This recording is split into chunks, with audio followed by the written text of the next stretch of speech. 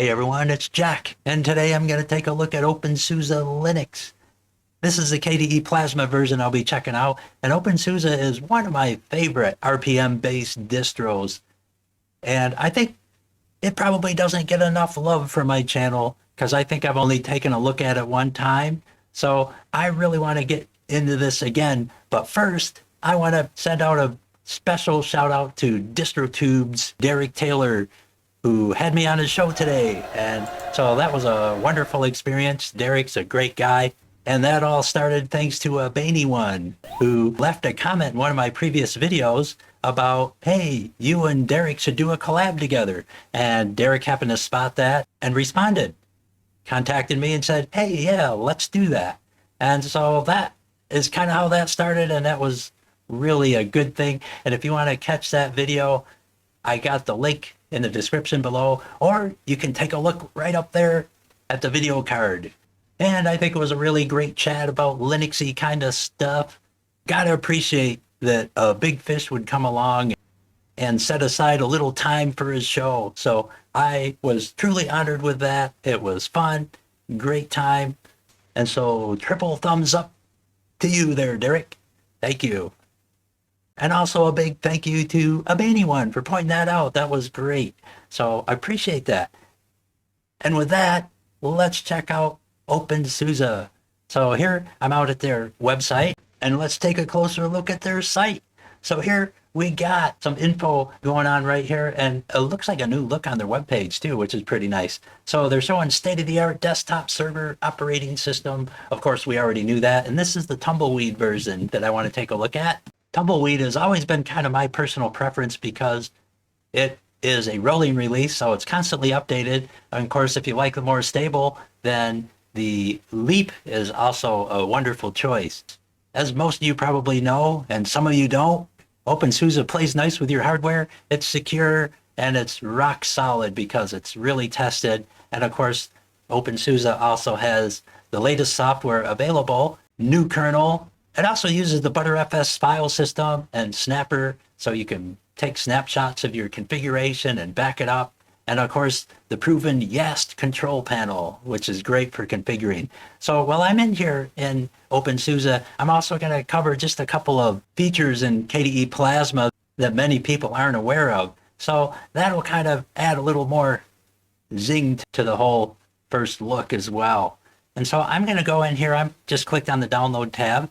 And I'm going to select the offline image here. The offline image is much bigger. It's about 4.3 gigs here.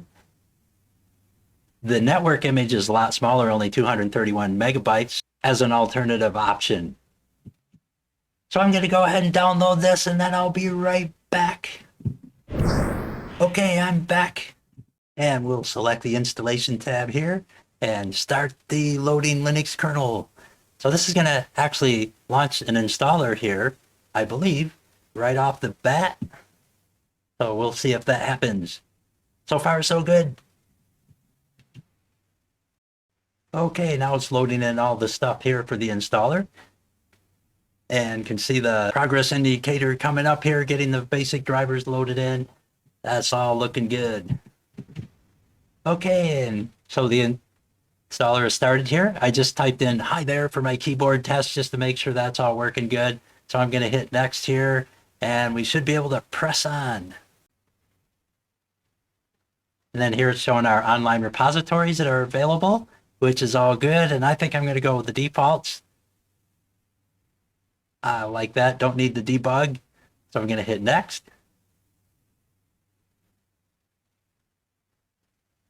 And so now it's going to go ahead and add in the repositories and so forth and update the config. And then it should be initializing the main installer here. So here we can choose our desktop. And I'm going to go with the KDE Plasma, but you can see you have other choices here like GNOME, XFCE, generic, server, and transactional. So desktop with KDE Plasma it is. So I'm going to go ahead and hit next. And so here we got our suggested partitioning.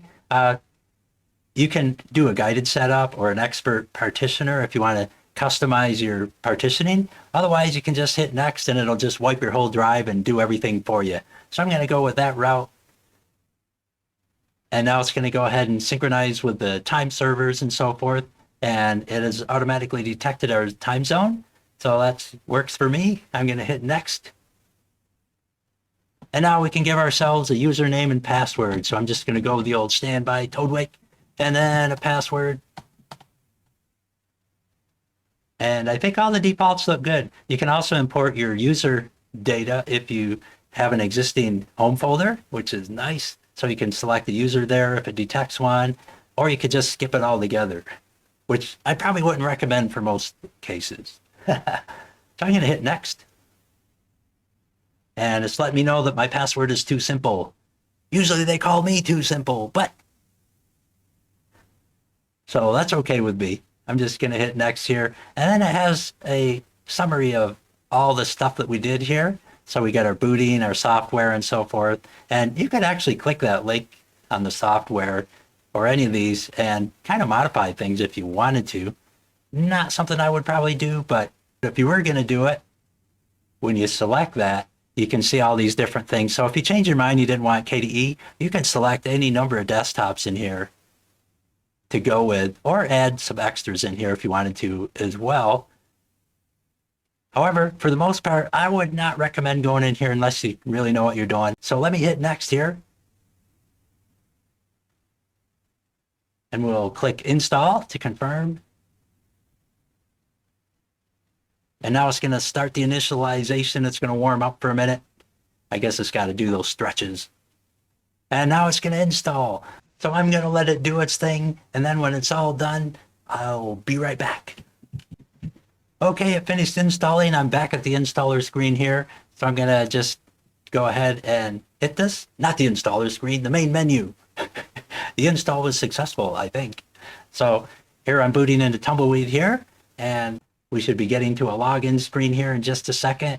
There's our OpenSUSE branded light bulb logo, which is kind of cool, actually. And here we are at our desktop. Oh, right, I forgot. We won't be at a login screen because at install, I chose to automatically log in.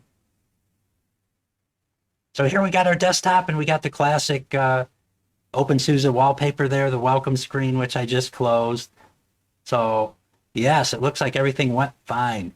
I'm just going to bring up KRunner here and just open my console real quick. And so far, everything looks like it's running well. And just going to do a no htop. So just run top here. Just want to see our resources. So it looks like it's right at the moment, right around a gig there, which is a little bit on the high side, but that might be because of my virtual environment too. But it feels snappy though. A lot of times in a VM, KDE Plasma for some reason runs a little bit sluggish for me compared to like live, but this one, I really can't tell the difference. So I am impressed with that. Something's going right here anyway. So I'm just going to Control C out of that. And then just going to do a quick check for an update. And so that would be sudo zypper dup, just a complete update there, distro upgrade. And it should say that we're all good because this was a online install, but just want to be thorough, and it is good. Yes. So got that out of the way. Just going to enlarge that a bit and just kind of make that bigger here so we can see the screen a little better. So I should have done that before. Anyway, I'm going to pop over here in the main menu, and I'm going to scroll up here, just kind of take a quick look at what we got here. So education, games, looks like they got a few games in here. That's cool. K-Mines, Mahjong, the KDE games, and then GWIN, internet apps here. We got Firefox by default. Nice. Multimedia, we got VLC player installed. Cool. So it looks like our codecs are all taken care of. LibreOffice, the whole suite there. Excellent. And then, of course, our settings here. We got the YaST, our system tools, and we have Discover for our package manager, super user for console. Cool. And then a whole bunch of KDE stuff here under utilities as well. So it looks like the whole gamut of the KDE suite is installed, which is nice. So let's look at our system settings. So here we got a different layout than our traditional layout that you see in most KDE Plasma distros. And I really like the layout, actually. It seems very user-friendly.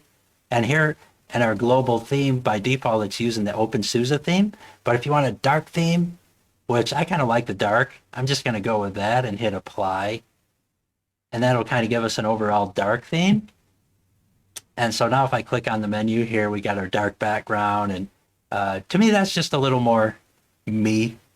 So that's kind of like the first thing I'd probably do in here. But if you like a light theme, it's got a nice light theme by default. Now I just right-clicked on the desktop here because I want to just kind of see what kind of backgrounds we got. And it looks like we got just one, the mountain. But I actually like that, so I think I'm good with that. But yeah, not a whole lot in the way of default wallpapers.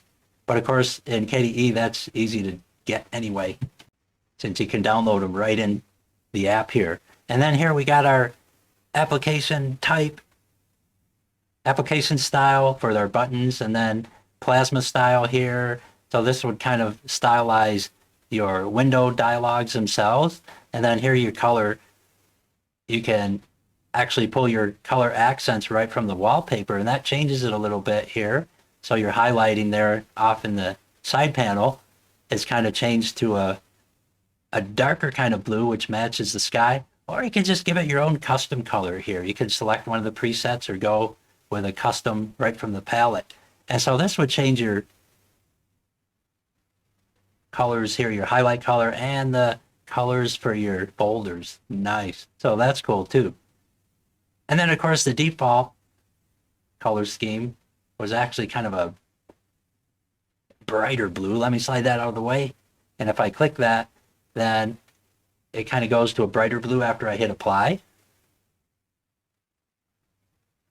And then that's kind of the default that we had before. And you can go with like purple. And I like that even better. That's kind of one of my favorite overall colors, I think, for a scheme. So I think I'm going to go with that. I like the highlighting and everything. Here's our window decorations. So this, again, you can import them. Here you got your title bar buttons. So if you're a Mac person and you like your buttons over on the left-hand side instead of the right, you can just grab them and slide them over here in this window, and they'll slide over, and then you can have them on the left-hand side, which is cool. Of course, I kind of like them on the right-hand side, so I'm just going to kind of move it back. But that's how we do it anyway. So I'm just going to slide that back. And then you got some extra options down here too. You can actually turn off the tooltips if you like as well. And then here we have our font settings where you can change your default fonts. Here's your icon themes. So we got 3 installed here by default. However, if you wanted more, you could just select Get Icon Themes. It's a nice thing about Plasma is all these different tweaks here you can just get off the internet. By default, it sorts by recent, but I kind of like watching highest rated, sorting by highest rated first. And then I can just see what's like way up there on the coolness list.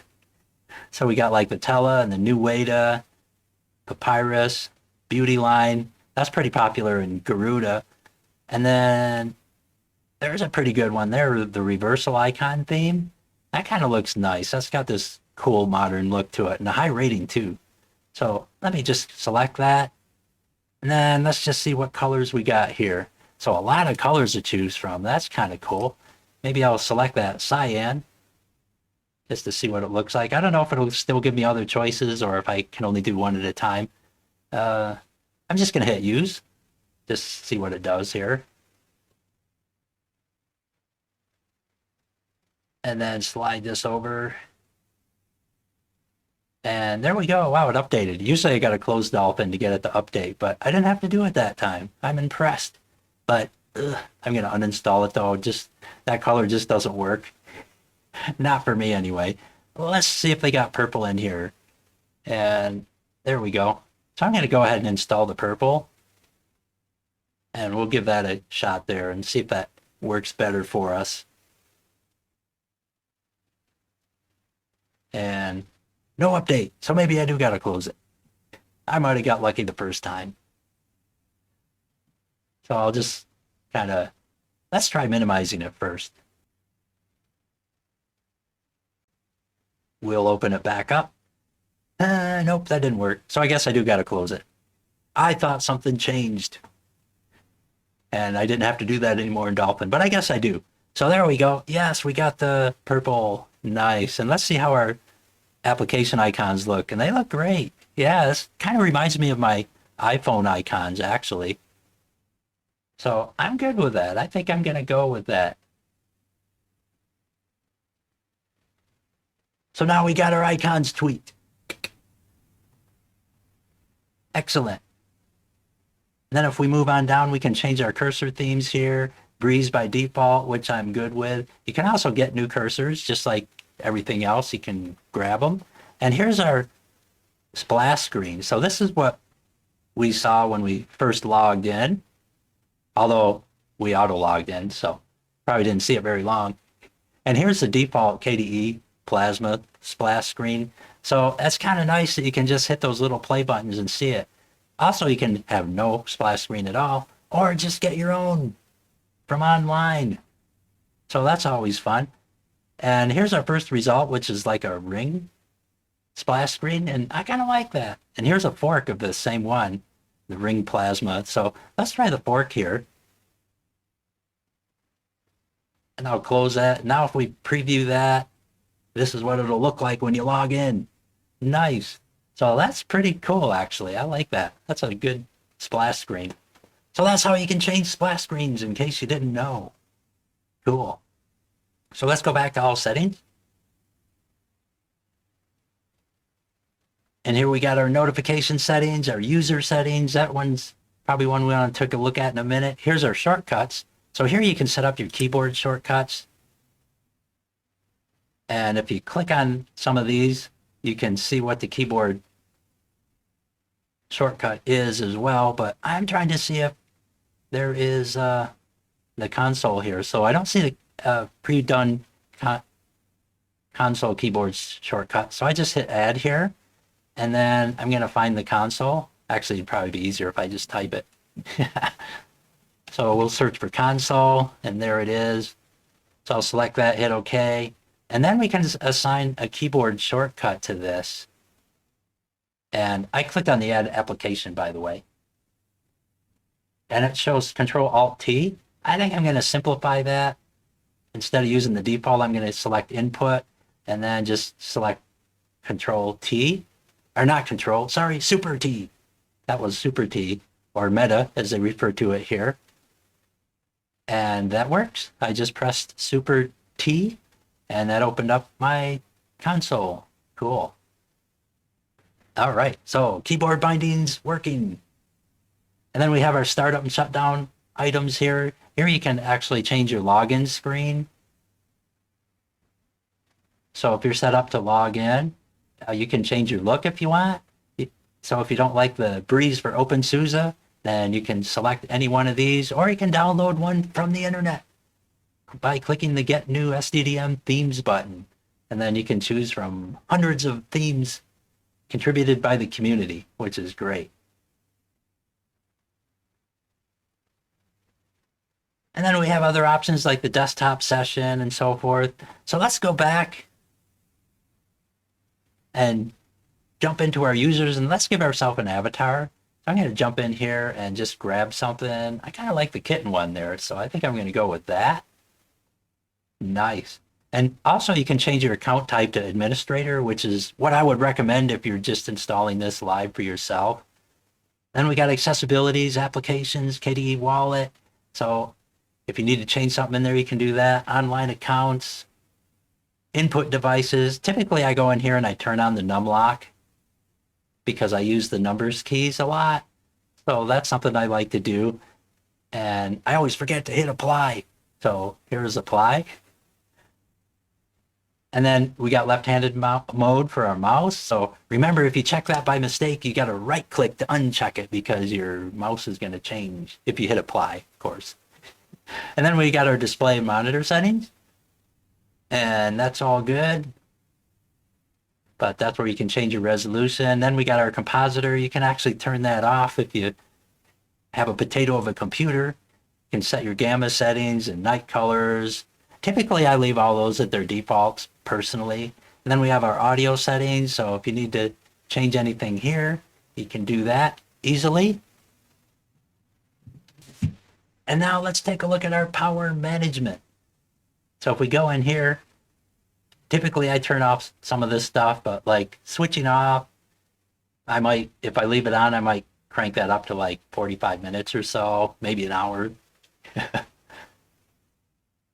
And then suspend session, typically I like never, but if I want to suspend it, 30 minutes is good. And so let's hit apply. And then we got these extra settings here if you need anything else in here changed, which typically I don't go much further than that.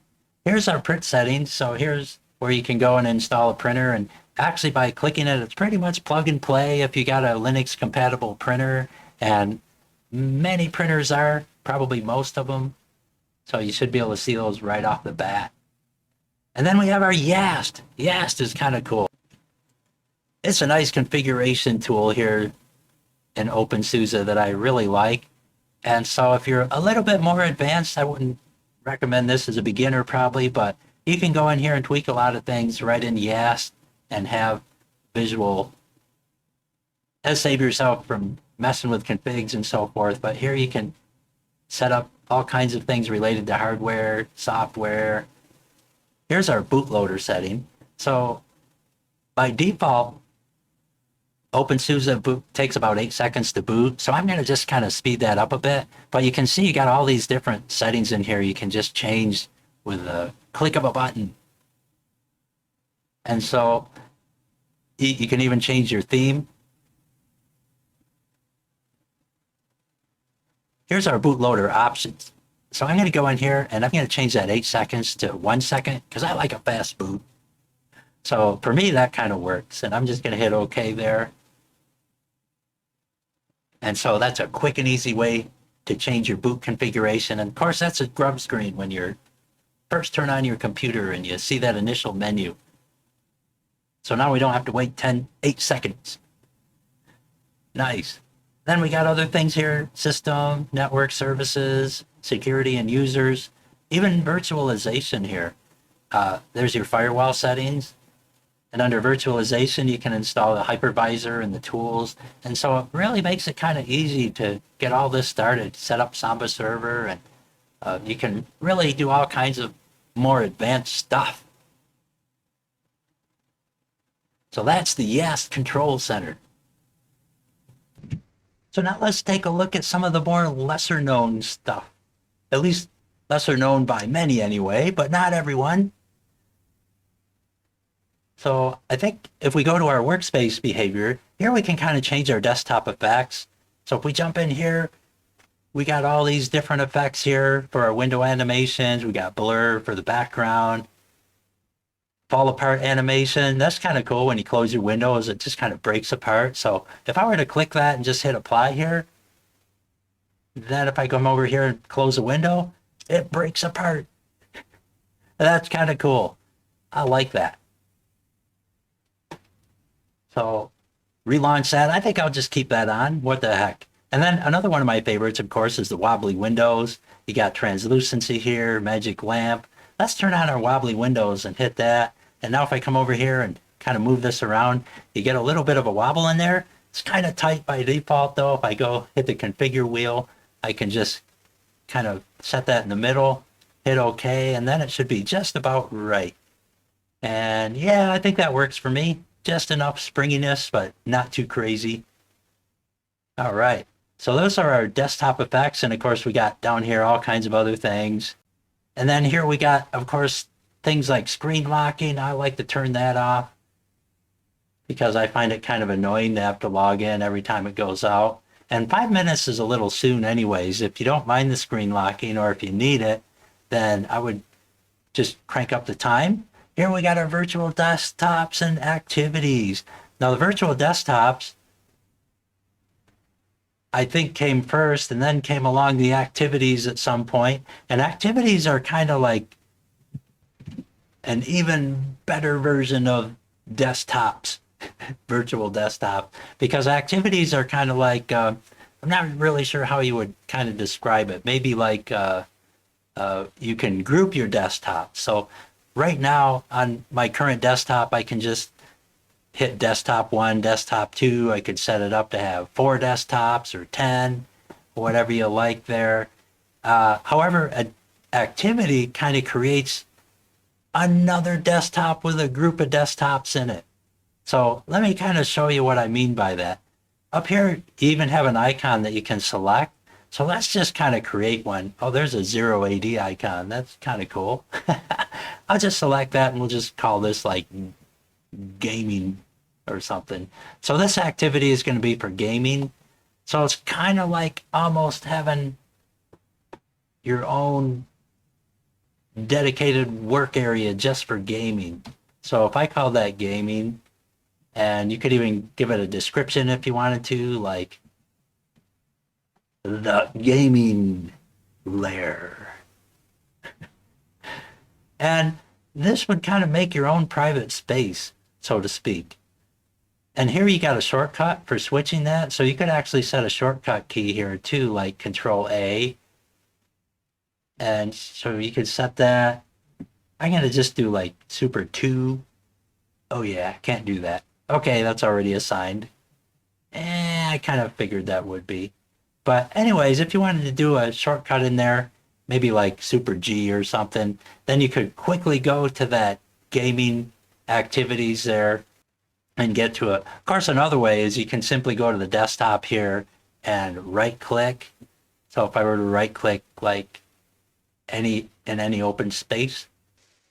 So I'm downloading widgets here. I right clicked and selected add widget and added in a comic widget and a clock widget here. And so I inadvertently paused my video when I was recording.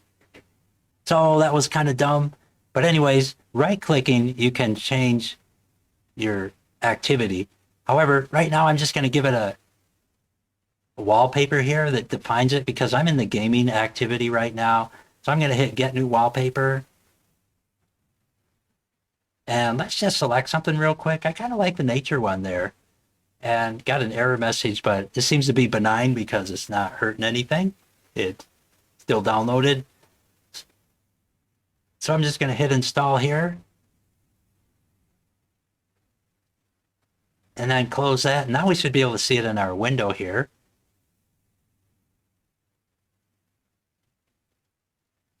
And not seeing it. Maybe I gotta go out of there. Let's click away and then click back again. There we go. Okay, so I just had to give it a little nudge. So we'll hit OK. All right, so that kind of helps define our workspace here. So now our gaming workspace looks totally different than our default. So we got a couple widgets in there, and we'll open up a browser, and we'll go ahead and right click here and select our default work activity now. And so now here's our default. And so you can see the different wallpaper there after I show desktop. Then right click and let's select our activity selector again, hit gaming. And now we're back in our gaming workspace here. Cool. And yeah, it's too bad that comics widget didn't work. I selected Dilbert. I thought that would have been kind of cool. And now here I can select my different desktops. So you got all your different desktops to choose in this activity as well. And I really like that. So your activities are almost like being in as another user, except you're not. You're still you, but you have a whole different desktop for different activities. Thus the name activities. So you could have a gaming activity. You could have a work activity for all your work stuff. And then you could have another activity just for surfing the internet or whatever. You could create an activity for some other member of your family. So yeah, endless possibilities here. Really like that a lot. And so let's change our launcher here. So if I right click over our launcher icon, select show alternatives, then here's our default, which is the application launcher, but you have a couple other choices. I kind of like the application dashboard. So I'm going to hit switch here. And now when I click on that, you get a full screen here for your application launching, which I really like. And then you can even select your widgets here too. So instead of right-clicking on your desktop, you can just select them here. And there's a comic strip that I selected before and dragged onto the desktop, which doesn't work. But it could be because of my virtual environment too. So let's go back to our default activity here.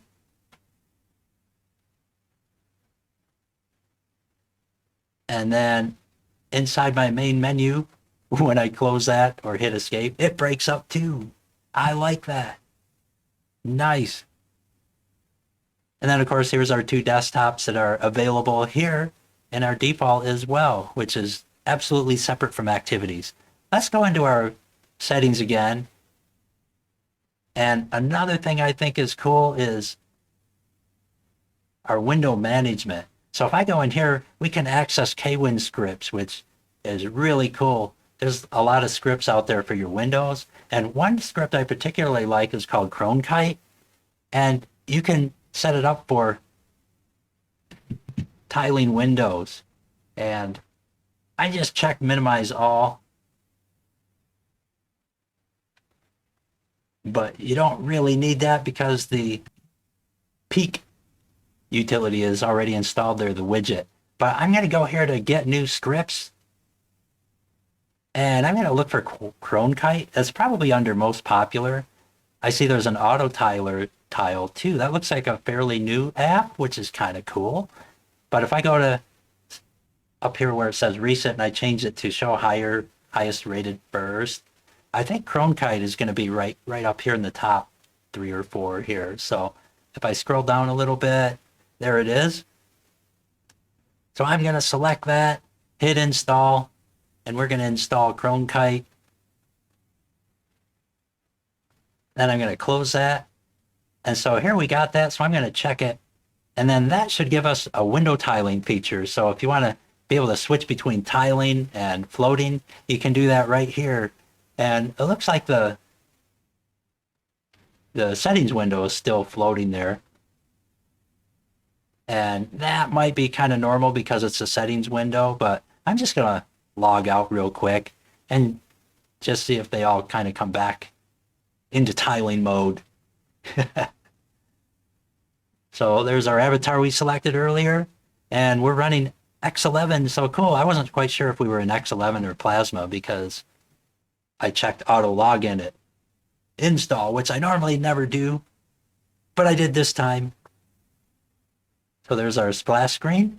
Now if we open Windows again, they should tile up okay. And so there we got our browser. I'll just open up our file manager, and that tiled in nicely. Excellent.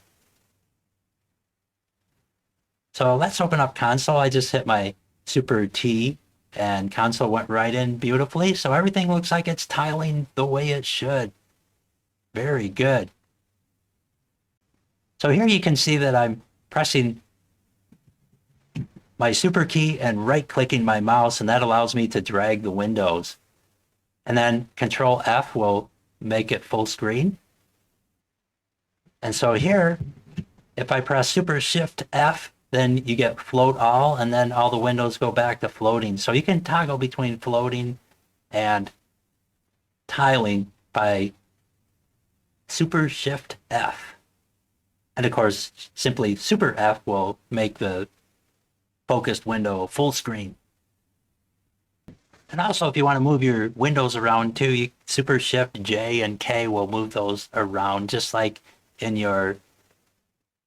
most tiling managers. Now let's go into our KRunner and take a look at Discovery Software Package Manager. So there's our Discover loading in. I'll just minimize that.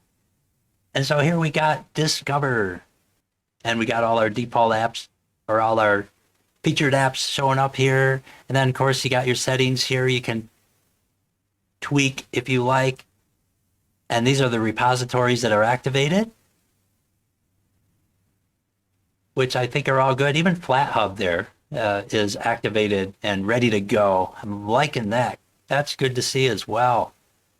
And then of course we got our different categories, but it looks like FlatHub items will be available also as an option for your sources. So I like that. So if I jump in here to graphics, for example, if I go up to Blender, it's kind of noting Flatpak up there, which is interesting. And not actually giving me a choice for a source. That's different. So it doesn't look like it's got it available from the repo. And maybe you just need the Pac-Man repo, but let me just see. When I go into GIMP here, I can see we got two here. So we got OpenSUSE Tumbleweed, repo, and FlatHub to choose from, but not with Blender, not the case. So I'm just gonna Super T and open up my console here in a second. I can see this is 3.41. So let's go, and I'm just gonna try to do a sudo zypper. Let me make that bigger first. So let's do a sudo zypper install, or in for short, Blender. And let's just see if it shows up by default here in the repo that are existing. And it does. Wow, I'm surprised. Now I'm wondering if that's also 3.14, because personally I would rather use an install from the repo as opposed to the FlatHub unless it's an old version. So I'm just going to hit install here and see what we get. So I'm going to let it do its thing. And somewhere down the line here, we ought to be able to see Blender popping up when it starts to install. And we should be able to see the version right here in the console as it's installing. And that's probably going to show up right in the bottom here. There it is, Blender 3.41-3.2. So yeah, that looks pretty darn new to me. And it's showing 3.41 here in the FlatHub. So yeah, I don't know why that's not available there in Discover, but oh, reliable, the console, it's there. So that's kind of one of the reasons I use the console a lot more than the GUI installers anyways, the package managers. For me, they're just a little more reliable. Of course, I'm a console person from way back anyway. So let's take a look at Inkscape and see if we have two options here. And we do, so there's our sources. And we got FlatHub and Tumbleweed. And you can see it's the newest version there, looks like, from the source. So I guess just to be thorough, I'm just going to do an install here from Discover and let that install GUI-wise. But I find it to be quicker from the console. Things typically install faster. Maybe it's psychological because I see the feedback. I don't know. But let me look in our menu here and see if Blender showed up. And yep, it's there. So looking good. And it appears to be launching.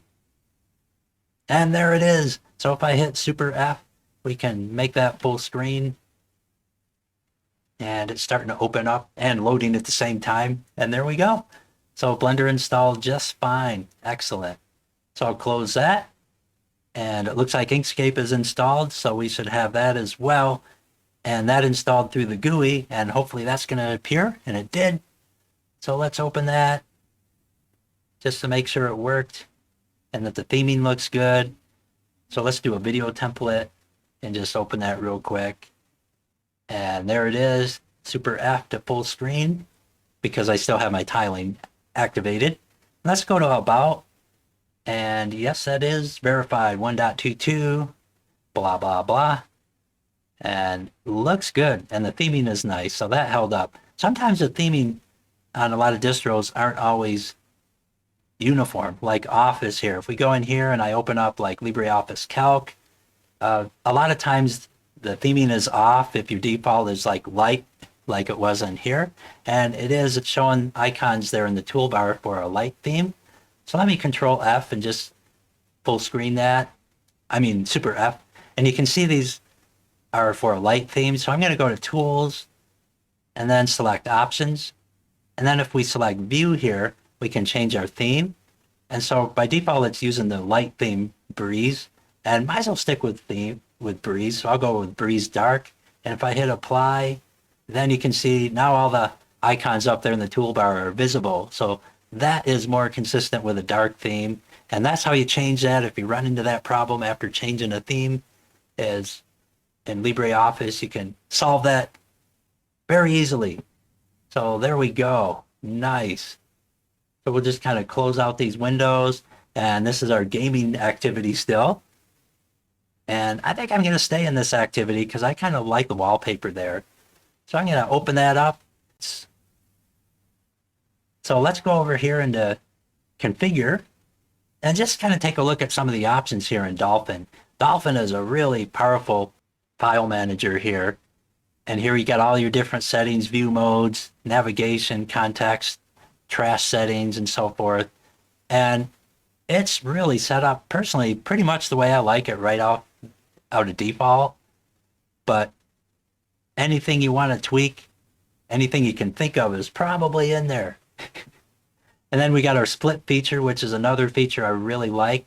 So that's an alternative to using your tabs like with Control T. And so you can go into two different directories here and grab a folder and drag it into the other. And it's just nice to have a split screen sometimes, which I really like. And then just hit close to get back out of the split screen.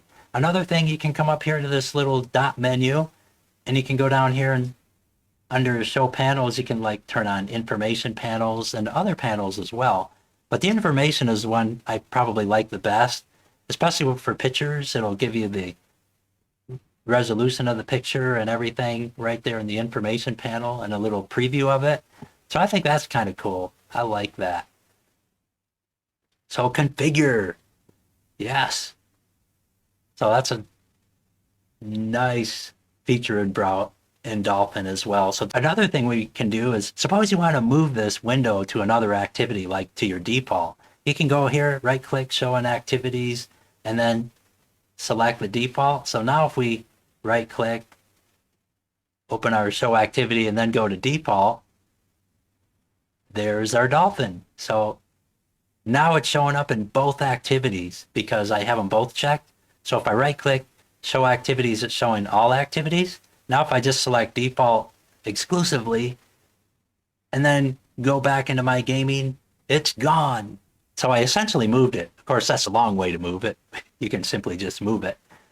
But right click, show in activities, and then you can specify gaming, or I think that did both.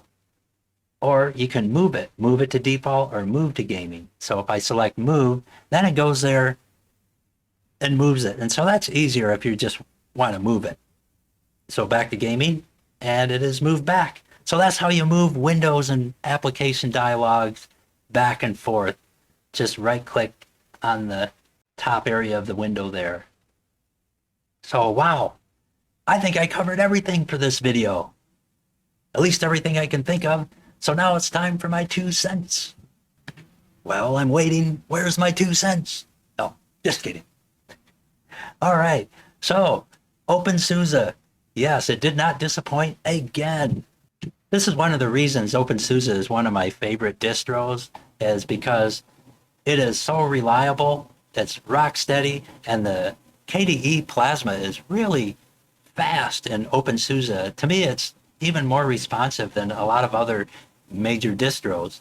And the way they optimize it, they're doing something right, because the snappiness never fails in OpenSUSE. And I remember OpenSUSE being among one of the first distros that I ever played with, way back in probably the 90s or so. And back then it was called SUSE, not OpenSUSE, but just SUSE, if I remember right. And it was KDE based, and way back then I didn't even know the difference between KDE and GNOME. And so when I tried out other distros that were GNOME based, suddenly I was like, wow, this doesn't look as good as SUSE. It doesn't have that same look that I like. And not even realizing that I was looking at a GNOME based distro. And eventually in time, of course, I understood that there were two different types, mainly back then, that I became familiar with. And so SUSE/OpenSUSE and me go back a long way. And I find myself going back to OpenSUSE every so often. I have a computer that is running OpenSUSE upstairs. And occasionally I will run that as a daily driver for a while, because sometimes I just like to switch daily drivers with dependable distros like OpenSUSE, just for a change of pace. And it kind of gives me an idea of how the projects evolved, and whether it's still staying up to par or sliding away.